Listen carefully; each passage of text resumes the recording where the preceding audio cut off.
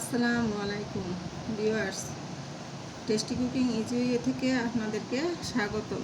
আমি আজকে আপনাদেরকে বানিয়ে দেখাবো মিল্ক বাটার কিভাবে ক্রিম বানাতে হয়।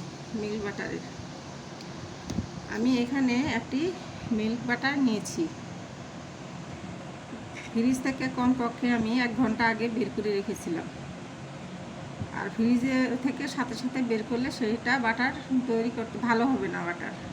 এখন আমি এখানে গুঁড়া দুধ দিয়ে দিচ্ছি, কারণ আপনারা চাইলে লিকুইড দুধও অল্প অল্প করে দিতে পারেন।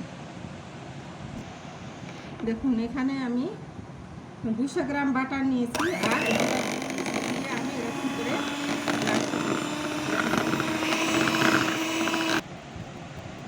হাফ কাপ দুধ নিয়েছি, আমি গুঁড়া দুধ, আর 200 গ্রাম মিল্ক বাটার নিয়েছি। দেখুন আমি এখন এরকম করেছি। এখন আমি হাফ কাপ চিনি দিয়ে দিব এটার মধ্যে। চিনিটা আমি অল্প অল্প করে অ্যাড করব।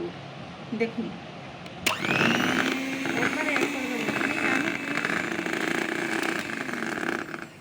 চিনিটা আমি গুঁড়ো করে নিয়েছি। গুঁড়া চিনি ভালো করে চিকুন চালুন দিয়ে চেলে নেবেন অবশ্যই, কিন্তু চিনির মধ্যে যদি দানা দানা ভাব থাকে তাহলে কিন্তু বাটারটা ভালো হবে না। অবশ্যই আপনারা খুব মিহি চালুন দিয়ে চেলে নেবেন। এখন আমি এখানে হাফ কাপ চিনি গুঁড়া নিয়েছি। দেখুন অল্প অল্প করে দিয়ে আমি বাটারটা বানাবো।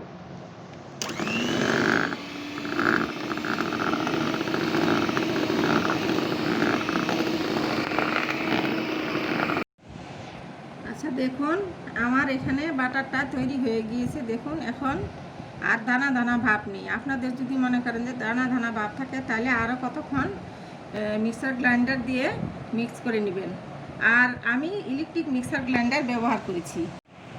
আপনারা চাইলে হ্যান্ড মিক্সার ব্যবহার করতে পারেন, কারণ ওইটাতে কিন্তু সময় বেশি লাগবে, একটু কষ্ট বেশি হবে। তারপরে ধৈর্য ধরে আপনারা যদি এভাবে যতক্ষণ পর্যন্ত মিহি না হয়ে যায়, দানা দানা ভাব না থাকে, এতক্ষণ পর্যন্ত করতে পারেন, তাহলে আপনাদের পারফেক্ট বাটার তৈরি হয়ে যাবে, বাটার ক্রিম। আপনারা অবশ্যই বাসায় ট্রাই করবেন। দেখুন তৈরি হয়ে গেল আমার মিল্ক বাটার ক্রিম। এই বাটারটা দিয়ে আপনারা বাটার বনের ভিতরে ভরে খেতে পারেন, অথবা কেকও তৈরি করতে পারেন। সেটা আপনাদের ইচ্ছে মতো, আপনারা যেভাবে ডিজাইন দিয়ে তৈরি করতে চান।